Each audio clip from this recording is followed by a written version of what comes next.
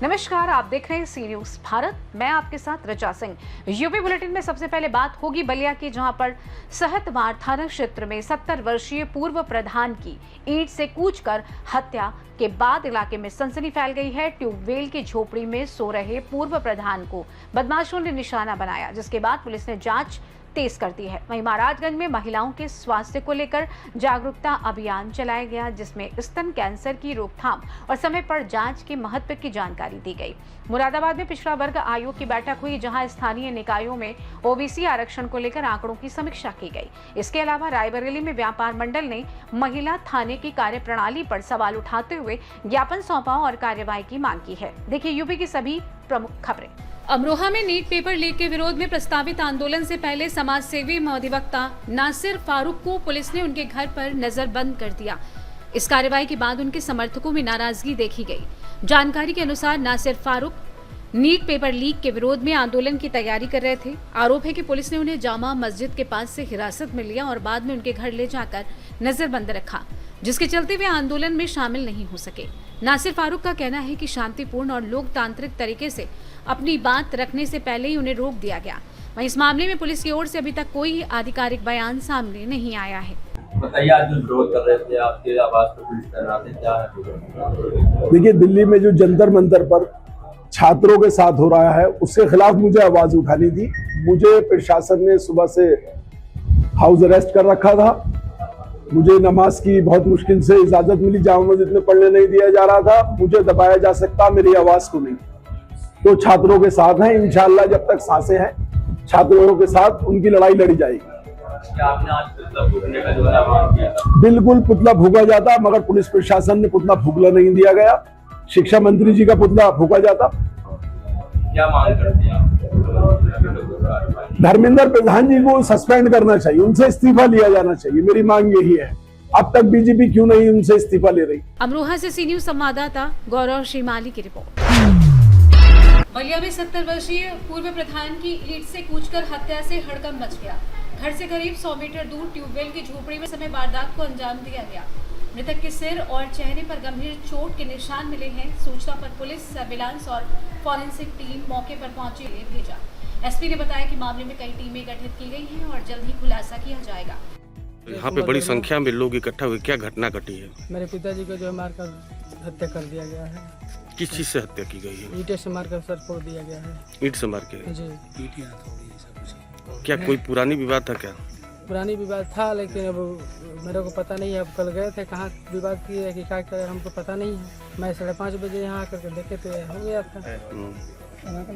क्या किसी से विवाद हुआ? विवाद का अभी नहीं है, पता लगेगा तो फिर किया जाएगा। अभी क्या किसके क्या करना है? पुलिस आई है, क्या कार्रवाई कर रही है? किस तरह का कार्रवाई हो रही है? अभी दे रहे कह रहे हैं कि किसको कहना है तो लिख कर दीजिए। तभी ये कैसे हम डिसीजन ले लें तुरंत, किसको लिखवा दें? सब लोग यहीं जुटे हैं और किसको कहेंगे ये हैं ये नहीं है। क्या मांग करना चाहते हैं कप्तान साहब से? अब कप्तान साहब से मांग कर रहे हैं कि जो सच्चाई हो, सच्चाई अनुभव रहना चाहिए, उस कैदी को पकड़ना चाहिए। क्या आपके पिताजी पूर्व प्रधान भी थे क्या? हाँ, रहे हैं। कितने सालों तक? 5 साल रहे। 5 साल। किस सन में रहे थे वो प्रधान? वो 2000 में थे, 2005 तक थे। बलिया से सी न्यूज संवाददाता राजू गुप्ता की रिपोर्ट।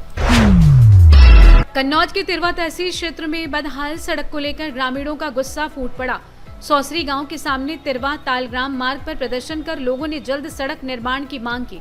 ग्रामीणों का कहना है कि करीब 7 माह पहले सड़क निर्माण के लिए गिट्टी डाली गई थी, लेकिन बरसात के बाद सड़क तालाब में तब्दील हो गई। बड़े बड़े गड्ढों के कारण बाइक, ई रिक्शा और टेम्पो चालक हादसों का शिकार हो रहे हैं, जबकि स्कूली छात्र छात्राओं और राहगीरों को भी भारी परेशानी का सामना करना पड़ रहा है।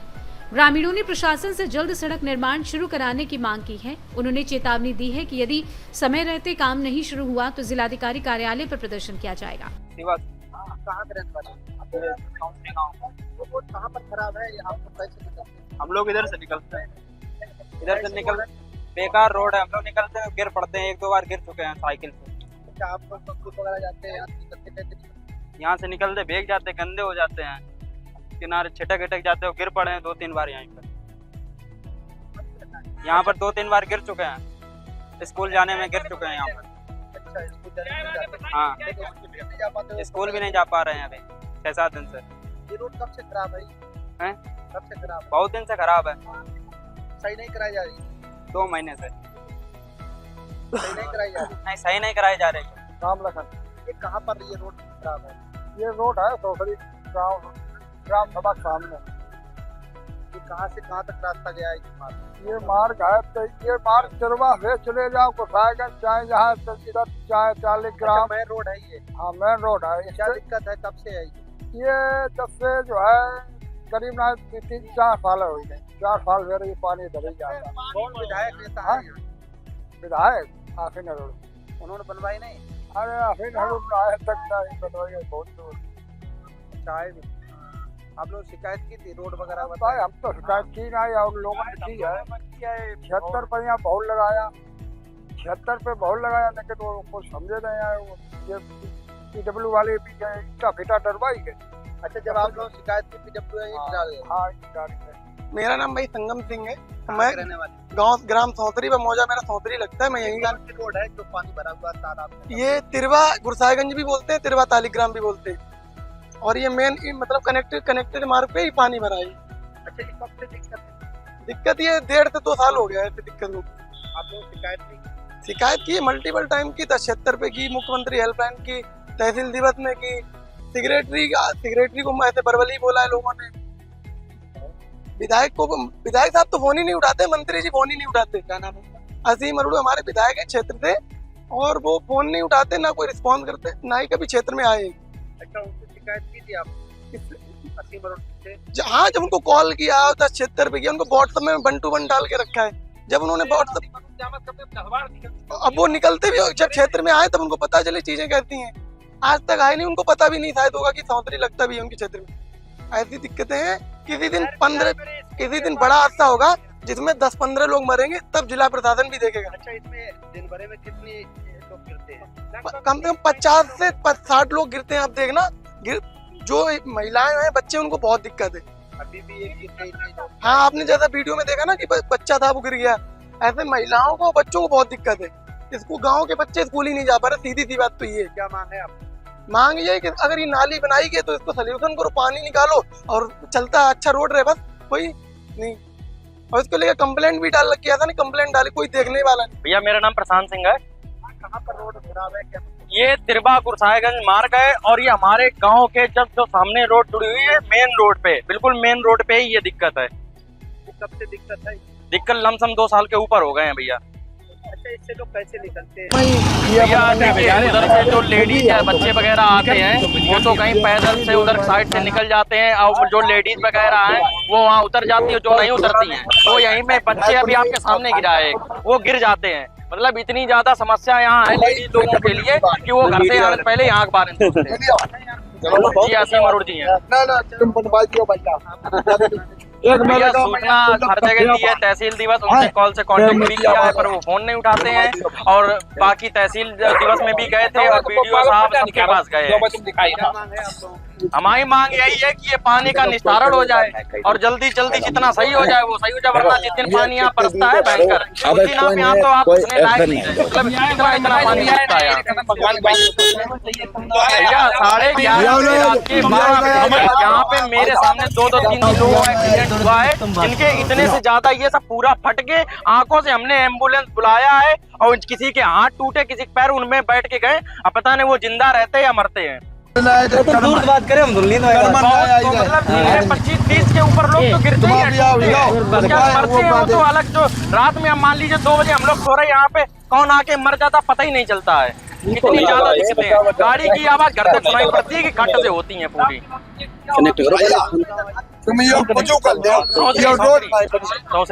कन्नौज से सी न्यूज संवाददाता महेश की रिपोर्ट। ललितपुर के महरौनी तहसील में भ्रष्टाचार के आरोपों में घिरे लेखपाल कुलदीप खरे का मामला एक बार फिर चर्चा में है। वायरल वीडियो के बाद शुरू हुई जांच अब तक पूरी नहीं होने और स्पष्टीकरण लंबित रहने को लेकर सवाल उठ रहे हैं। जानकारी के अनुसार प्रशासन ने मामले की जांच नायब तहसीलदार को सौंपी थी और लेखपाल कुलदीप खरे से 7 दिन के भीतर लिखित स्पष्टीकरण मांगा गया था। आरोप है कि कई महीने बीत जाने के बाद भी उन्होंने अपना पक्ष प्रस्तुत नहीं किया। इस बीच उनका तबादला बरौनी से तालबेहद कर दिया गया, लेकिन ये भी दावा किया जा रहा है कि वे नियमित रूप से वहां कार्यभार ग्रहण नहीं कर रहे हैं। इन दावों की स्वतंत्र पुष्टि नहीं हो सकी है। स्थानीय लोगों का कहना है कि गंभीर आरोपों से जुड़े मामलों में समयबद्ध और निष्पक्ष जांच होनी चाहिए। वहीं ये भी सवाल उठाया जा रहा है कि निर्धारित समय में स्पष्टीकरण न देने पर नियमानुसार आगे की कार्रवाई आखिर क्यों नहीं की गई। मामले में प्रशासन की ओर से अंतिम जांच रिपोर्ट और आधिकारिक निर्णय का इंतजार है। ललितपुर से सी न्यूज संवाददाता विकास सोनी की रिपोर्ट। महाराजगंज पुलिस ने दुकानों में चोरी की वारदातों को अंजाम देने वाले अंतर जनपदीय महिला चोर गिरोह का पर्दाफाश करते हुए 5 महिलाओं समेत 6 आरोपियों को गिरफ्तार किया है। पुलिस ने इनके कब्जे से चोरी के आभूषणों की पीली धातु, नकदी, घटना में प्रयुक्त वाहन और अन्य सामान बरामद किया है।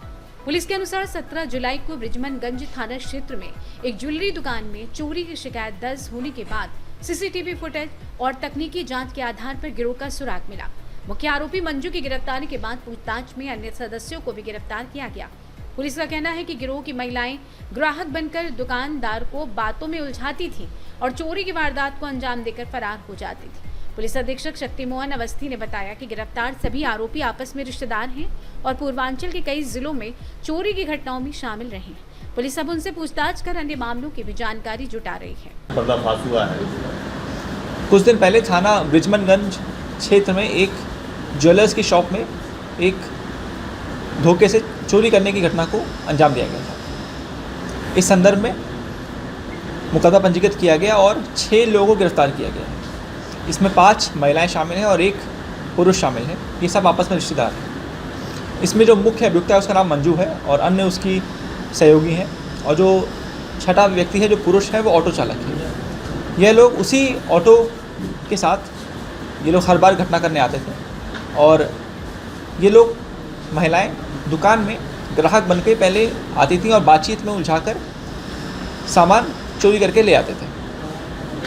यह लोग सामान चोरी करने के बाद आमतौर पे किसी धार्मिक स्थान पे चले आते थे और अपने घर से थोड़ा भाग जाते थे ताकि इन पे किसी को शक ना हो। यह लोग जैसे ही ज्वेलरी का आइटम इनको मिलता था तुरंत ही उसको पिघलाकर ये लोग बार के फॉर्म में अपने पास रख लेते थे। यह लोग का मॉडस ऑपरेंडी कुछ इस तरीके से था कि बातों में उलझाते थे और उसके बाद बिना किसी हड़बड़ी के ये लोग निकल जाते थे ताकि दुकानदार को पहले शक ना हो कि इन्होंने कोई घटना अंजाम करी है, और जब तक उसको शक होता था तब तक ये लोग वहाँ से निकल चुके होते थे। सोशल मीडिया के माध्यम से, गांधी पोर्टल के माध्यम से और मैनुअल और टेक्निकल इंटेलिजेंस के माध्यम से इस पूरी गैंग का पर्दाफाश हुआ है और इनके खिलाफ पूर्व का आपराधिक इतिहास भी मिला है। इनके खिलाफ सबसे पहला मुकदमा 2015 का थाना नौतनवा का मिला है और ये सब मूल रूप से गोरखपुर के निवासी हैं। इस घटना के पूर्व भी इनके खिलाफ 4 मुकदमे हमें मिले हैं। सर, पूछताछ में क्या जानकारी मिली है? इस तरह के और भी कहीं घटना की है या और भी कोई जानकारी मिली है या जांच होगी? जैसा पहले आपको बताया, इनमें से 4 लोग का इनमें से इनका 4 जगह का पहले ही आपराधिक इतिहास है और उसके अलावा भी अगर जहाँ जहाँ इन्होंने घटना और भी करी है हम लोग भविष्य में उनका भी खुलासा करेंगे। कुछ इनाम दिया जाएगा? टीम को हमने इनाम की घोषणा भी की है। टीम को 15,000 की इनाम की घोषणा भी की है। महाराजगंज से सी न्यूज संवाददाता अंगद शर्मा की रिपोर्ट। सिसवानगर के चोखरा तुलसियान किड्स वैली स्कूल में इल्मेजा फाउंडेशन द्वारा स्वास्थ्य पहल के तहत स्तन कैंसर जागरूकता एवं सामुदायिक स्वास्थ्य सम्मेलन आयोजित किया गया। कार्यक्रम का उद्देश्य महिलाओं को स्तन कैंसर के प्रति जागरूक करना और समय पर जांच व उपचार के लिए प्रेरित करना था। नगरपालिका अध्यक्ष प्रतिनिधि गिरिजेश जायसवाल ने जागरूकता को बचाव का सबसे प्रभावी माध्यम बताते हुए नियमित स्वास्थ्य जांच की अपील की। इल्मेजा फाउंडेशन के उत्तर प्रदेश समन्वयक डॉक्टर अनीता सिंह ने स्तन कैंसर के कारण, लक्षण, बचाव और उपचार की जानकारी दी। कार्यक्रम में कई अधिकारी, चिकित्सक और गणमान्य लोग मौजूद रहे। महाराजगंज से सी न्यूज संवाददाता अरुणेश कुमार गुप्ता की रिपोर्ट। मुरादाबाद में उत्तर प्रदेश राज्य स्थानीय ग्रामीण निकाय समर्पित पिछड़ा वर्ग आयोग के अध्यक्ष सेवानिवृत्त न्यायमूर्ति राम अवतार सिंह की अध्यक्षता में जिला कलेक्ट्रेट सभागार में बैठक आयोजित की गई। बैठक में प्रशासनिक अधिकारियों ने स्थानीय निकायों से जुड़े आवश्यक आंकड़े और अभिलेख आयोग के समक्ष प्रस्तुत किए। बैठक का उद्देश्य स्थानीय ग्रामीण निकायों में ओबीसी आरक्षण निर्धारण के लिए आवश्यक तथ्यात्मक आंकड़ों का परीक्षण और संकलन करना था। आयोग विभिन्न जिलों का दौरा कर सामाजिक और प्रशासनिक आंकड़ों का अध्ययन कर रहा है कि कितना प्रतिनिधित्व होना चाहिए पिछड़े वर्ग का, तो जनसंख्या के हिसाब से और उनकी टोटल जनसंख्या उनका प्रतिशत उसी के हिसाब से बात आई है, उतना उनका आरक्षण होना चाहिए। यही आपने भी सुना होगा। और बताइए किस तरह के सुझाव सर मिले हैं यहाँ मीटिंग में, क्या समस्याएं कुछ रखी गई हैं? सुझाव में यही कहा कि जितना जनसंख्या हो उतना उनका प्रतिनिधित्व होना चाहिए। ये बात हम अपनी रिपोर्ट में लिखेंगे, सरकार इसको कंसीडर करेगी और अपना आदेश करेगी। आयोग का सर क्या स्टैंड रहेगा अब आगे? जी, आयोग का क्या स्टैंड रहेगा अब आगे? अब विचार करेंगे इस पर। स्टैंड अभी हमारा स्टैंड कुछ नहीं है, हम तो सब लोगों की बातें सुन रहे हैं। पूरे यूपी में घूमेंगे, सबके विचार सुनेंगे और हम नोट कर रहे हैं और इसके बाद डिस्कस कर हम आप रिपोर्ट में लिखेंगे। कुछ समस्याएं भी यहाँ रखी गई हैं, जनप्रतिनिधियों द्वारा कुछ समस्याएं भी रखी गई हैं। हाँ, समस्याएं जो हमसे संबंधित थी हमने नोट कर ली है और उसका हम लिखेंगे। कुछ समस्या ऐसी थी जो हमसे संबंधित नहीं थी, उसमें एडीएम बैठे हैं और लोग बैठे हैं, सब अपना विचार करेंगे। आपकी ओर से कुछ आश्वासन यहाँ कुछ आश्वासन जनप्रतिनिधियों को आपकी ओर से दिया गया है? नहीं, आश्वासन तो यही है कि हम उसकी बात सुनी है और हम उसके रिपोर्ट में लिखेंगे उस बातों को, सब बातें विचार करके उसके बारे में रिकमेंडेशन भेजेंगे सरकार को। किन बिंदुओं पर चर्चा हुई इसमें? आपने सुना है, बताएं सर। वही है, कितना उनकी जितनी जनसंख्या हो उस हिसाब से उनका प्रतिनिधित्व होना चाहिए, यही उनकी मेन समस्या है। तो ये तो सभी जगह से, हर जिले से यही बात आ रही है। सर, इस तरह की मीटिंग्स और भी जगहों पर हर जिले में होगी, हर जिले में, और ब्लॉक लेवल पर भी होगी और गांव में भी जाएंगे हम। मुरादाबाद से सी न्यूज संवाददाता दिलशाद अंसारी की रिपोर्ट। रायबरेली में ऑल इंडिया उद्योग व्यापार मंडल चौहान गुट के प्रथम अध्यक्ष जीसी सिंह चौहान ने जिलाधिकारी कार्यालय पहुंचकर सिटी मजिस्ट्रेट को ज्ञापन सौंपा। उन्होंने आरोप लगाया कि महिला थाने में पीड़ित महिला से जबरन सुलहनामा कराया गया। उन्होंने महिला थाने में दलालों की गतिविधियों पर रोक लगाने की मांग की। क्या नाम है आपका? ऋषि कुमारी। कहाँ के रहने वाले हैं? सुराम नगर कुड़ारा। क्या मामला है? वो हमारा पति मारता पीटता है, दारू शराब पीता है और बोलता है कि सारी पूरी जेवर छीन के बेच लिया है और बोलता है कि अब नहीं पैसा दोगी तो मेरा शरीर के साथ खेलना चाहता है दूसरों को खिलवाने। महिला थाने में कोई तू में होकर आपके मामले में कल महिला थाने में बुलाई थी, परसों हम आए थे तो पूरा दिन बैठे थे, सुबह से लेके 10 बजे से शाम को 6 बजे तक। कोई उनको बुलाया नहीं है, वो बोल रहे आ रहे हैं, नहीं शाम तक नहीं। हम लोग 6 बजे तक इंतजार किए, नहीं आए। कल आए थे तो उन्होंने साइन दस्तखत करवा लिया है सुलहनामा का जबरन। कौन कराया? महिला थाने के जो दरोगा हैं। क्या पैसे की बात? पैसे वैसे की बात तो उन्होंने दी होगी, लेकिन हमसे बोली थी कि पैसा दो। हम लोग कहाँ पाए पैसा कौड़ी। चौहान को वहाँ महिला थाने लगी, क्या है पूरा मामला? चौहान से हम लोग बताए तो वो गए हैं, तो पूछे प्रधान कहाँ है, प्रधान क्या, तो वो बोल रही थी कि हमें गाली गलौज दे रहे हैं। उनको ऐसा कुछ नहीं कहा गया है। और पर्चे दीजिए। GC Singh Chauhan, all India Udyog Vyapar मंडल प्रदेश अध्यक्ष। जिलाधिकारी कार्यालय आके ज्ञापन सौंपा, क्या है पूरा मामला? देखो, जिला कार्यालय इसलिए आए हैं कि आज महिला थाने के कल उप निरीक्षक जो हैं मैडम रायबरेली सदर महिला थाने की, वो एक महिला का मामला था, हमारे व्यापारी हैं जुड़े हुए हैं, तो इसलिए हमको आना पड़ा। और जब पूछा तो वो इतनी तेज भड़क गई हैं कि बेहद से ज्यादा। मैंने कहा वो प्रधान कहाँ गया, प्रधान कहाँ गया, प्रधान कहाँ गया, तो नहीं बता पा रही। जबकि 500-500 की नोट की गड्डियां उनकी मेजों पर रखी हुई है और चाय नमकीन बिस्कुट रखा हुआ। प्रधान उठ करके भाग गया, जो थाने का दलाल है महिला थाने का, और एक महिला भी है इस महिला थाना की दलाल। दलालों को एकदम बिल्कुल भर्सित किया जाए। और महिलाओं के पास पैसा नहीं होता है, जेंट्स के पास पैसा होता है, दे लेकर के काम करा लेते हैं। उल्टा सीधा जबरदस्ती उसको धमका करके समझ लीजिए दस्तखत करवा लिया, सुलहनामा करवा लिया। तो इसके बाद ये गलत बात है। महिलाओं के पास पैसा नहीं है, महिला थाना है, महिला में अगर न्याय नहीं मिलेगा, महिला होकर के महिला के न्याय नहीं करेंगी तो उनको आखिर न्याय कहाँ मिलेगा? 10 साल 20 साल मुकदमा लड़ती रहेंगी। उनको न्याय दिलाना चाहिए, महिला होकर के महिला की पीड़ा समझना चाहिए। मैं तो ये कहूंगा उप निरीक्षक को तत्काल अगर कार्रवाई नहीं हुई तो हम लोग सड़कों पर उतरने पर मजबूर हो जाएंगे। उन्होंने ये भी कहा कि आप जाइए, तुम्हारे जैसे नेता बहुत हम देख लिया है, जब जो कुछ करना कर लो। हमने कहा मैडम ये मत कहिए दलाल यहाँ नहीं दिखाई पड़ेगा। प्रधान कहाँ है? प्रधान कहाँ है मुझको बताइए। मैं प्रधान को पूछ रहा था, मैंने उनको कोई इल्म नहीं कहा। मैंने कहा इसके साथ मैं व्यापारियों को उत्पीड़न नहीं बर्दाश्त करूंगा। रायबरेली से सी न्यूज संवाददाता वीरेंद्र साहू की रिपोर्ट। शामली के जिंझाना थाना क्षेत्र के गांव रंगना में शुक्रवार सुबह रजबहे की पटरी के किनारे किसान सुभाष उम्र 40 वर्ष का शव मिलने से हड़कंप मच गया। सूचना पर पहुंची पुलिस और फॉरेंसिक टीम ने घटनास्थल से साक्ष्य जुटाकर शव को पोस्टमार्टम के लिए भेज दिया। परिजनों के अनुसार सुभाष गुरुवार रात खेत जाने की बात कहकर घर से निकला था, लेकिन वापस नहीं लौटा। मृतक के भाई सचिन ने बताया कि गुरुवार को गांव के एक युवक से सुभाष की कहासुनी हो गई थी, जिसके बाद परिवार ने हत्या की आशंका जताते हुए निष्पक्ष जांच की मांग की है।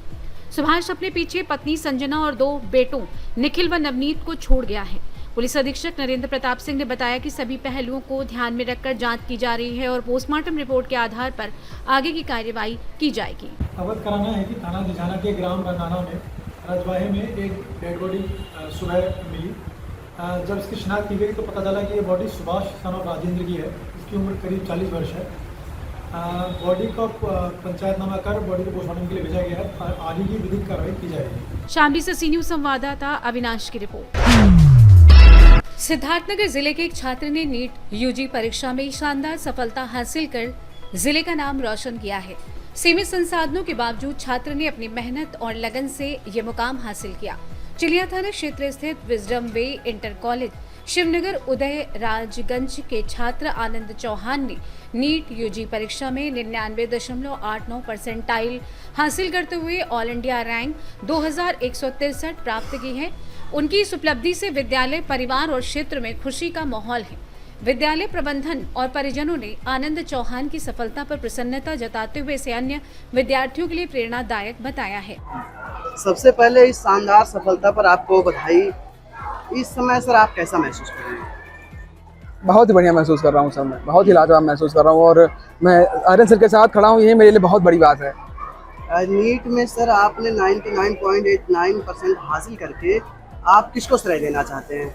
ये मैं श्रेय देना चाहूँगा अपने पेरेंट्स को, अपने टीचर्स को और कहीं ना कहीं मैं खुद को भी श्रेय देना चाहूँगा, क्योंकि अगर मैं मेहनत नहीं करता तो आज मैं यहाँ पे नहीं होता। सर आपकी पढ़ाई का जो रोजाना का रूटीन था वो कैसा? रूटीन सर मेरा ऐसा कोई खास नहीं था कि मैं एक टाइम टेबल क्रिएट कर रहा हूँ। मुझे ऐसा लगता था कि मुझे इस टाइम पे ये सब्जेक्ट पढ़ना है तो मैं वही पढ़ना स्टार्ट कर देता था। किसी भी सब्जेक्ट को बहुत ज़्यादा टाइम नहीं देता था। लाइक एक पार्टिकुलर आवर होता है, 1 घंटे मुझे ये पढ़ना है, 1 घंटे में ये पढ़ना है, ऐसे मैं कहीं ना कहीं सब्जेक्ट को डिवाइड कर देता था। सर तैयारी के दौरान आपको सबसे बड़ी चुनौतियाँ क्या है? तैयारी के दौरान ऐसा कभी होता है ना कि कभी पेपर टफ आता है, कभी आसान आता है। तो कभी जब पेपर टफ आता है ना तो स्कोर बहुत कम हो जाता है, तो उस टाइम पे हम और भी ज़्यादा मेहनत करते हैं। और जब पेपर और भी टफ आता है ना तो हम और भी ज़्यादा मेहनत करते हैं और कहीं ना कहीं हम मेहनत करते जाते हैं और कब ऐसा एक टाइम ऐसे भी आता है जब कितना भी ज़्यादा पेपर टफ आ जाता है ना हम उसको फोड़ देते हैं। सर इस सफलता में आपके जो माता पिता और शिक्षकों को क्या प्रतिक्रिया रही? शिक्षकों का प्रतिक्रिया तो आप देख रहे हैं, किस तरीके से मुझको यहाँ पे बुलाया गया, मुझको सम्मान दिया गया, एक ट्रॉफी मिली। ये ट्रॉफी मेरे लिए बहुत कीमती है सर। और घर वाले इतना प्राउड महसूस कर रहे हैं, एक तरीके से उस रिस्पेक्ट की नजर से देख रहे हैं जो पहले नहीं हुआ करता था। तो ठीक है सर, बढ़िया लग रहा है सर। क्या सर आपने कोचिंग का भी सहारा लिया या सेल्फ तैयारी की? नहीं, कोचिंग का मैंने सहारा किया था 1 साल।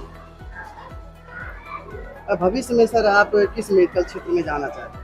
मैं MBBS करना चाहूँगा और मैं चाहूँगा कि अगर काउंसलिंग के बाद मुझे BHU मिल जाए, बनारस हिंदू यूनिवर्सिटी, वो बहुत बढ़िया होगा। और एम्स वगैरह भी मुझे बहुत अच्छे एम्स मिल जाएंगे। बट मैं कहीं ना कहीं मेरा जो मन है वो टिका हुआ है, वो बनारस हिंदू यूनिवर्सिटी पे टिका हुआ है। सर आपकी सफलता में विजडम वे इंटर कॉलेज के शिक्षकों का क्या योगदान है? बहुत ही बढ़िया योगदान रहा है सर। उसी बात को मैं बार बार बोल रहा हूँ, टीचरों ने बहुत ही सहयोग किया है मेरा हर कदम पे। Aryan sir, CK sir, Sunita ma'am, जितने भी टीचर्स यहाँ पे हैं ना जिनको मैं जानता हूँ, बहुत ही सहयोग किया है मेरा। और संजय सर ने भी बहुत सहयोग किया है सर। सर परीक्षा के दौरान आपने जो तनाव को है कैसे संभाला? परीक्षा के समय सर तनाव को पता है, कब जब भी तनाव होता था ना मेरे को, मैं घर पे बात कर लिया करता था कि मम्मी मेरे को ऐसा फील हो रहा है, पापा मेरे को ऐसा फील हो रहा होता है। तो घर वाले बोलते थे कोई बात नहीं बेटा, एक एग्जाम ही तो है, तू कर लेगा। तो कहीं ना कहीं आपको जब तनाव वगैरह महसूस होना तो आप एक काम करो, स्टडी टेबल को छोड़ के आप बाहर चले जाओ, अपने घर वालों से बात कर लो, जिसको आप अपने दोस्त वगैरह जो आपको जानता है अच्छे से, आप उसके साथ प्रॉब्लम को शेयर करो, तो कहीं ना कहीं थकान जो स्ट्रेस वगैरह होता है वो दूर हो जाता है। सर गांव में तमाम ऐसी चुनौतियां सामने आती थी। गांव के लोग कहते थे कि ये लड़का है, गरीब घर का है, क्या कर लेगा, क्या पढ़ लेगा। सर इसको लेकर के क्या कहना चाहते हैं? मैं सर उन लोगों को मतलब कुछ नहीं कहना चाहूँगा। एक्चुअली मेरा जो रिजल्ट है वही उन लोगों को जवाब दे रहा है, और उन लोगों को तो मैं कुछ नहीं कहना चाहूँगा, क्योंकि ऐसे ही लोग होते हैं ना सर, जो हम जैसे बच्चों को ऊपर उठाने का काम करते हैं। क्योंकि अगर हम जैसे लोगों को बोल रहे हैं कि तू नहीं कर पाएगा, तो हम उसको ऐसा मोटिवेशन ले रहे हैं, और हम कहीं ना कहीं उन चीज़ों से सीख रहे हैं कि यार ये बंदा मेरे को ऐसा बोल रहा है, तो मैं ऐसा करूँ कि मतलब इसका मुंह इस तरीके से बंद हो जाएगी, कभी कुछ बोल ही ना पाएंगे। सिद्धार्थनगर से सी न्यूज़ संवाददाता सुशील कुमार खेतान की रिपोर्ट। फिलहाल के लिए इस खास बुलेटिन में बस इतना ही। देश दुनिया की तमाम बड़ी खबरों को जानने के लिए जुड़े रहें सी न्यूज़ भारत के साथ। हर खबर आपके साथ, आपके हाथ।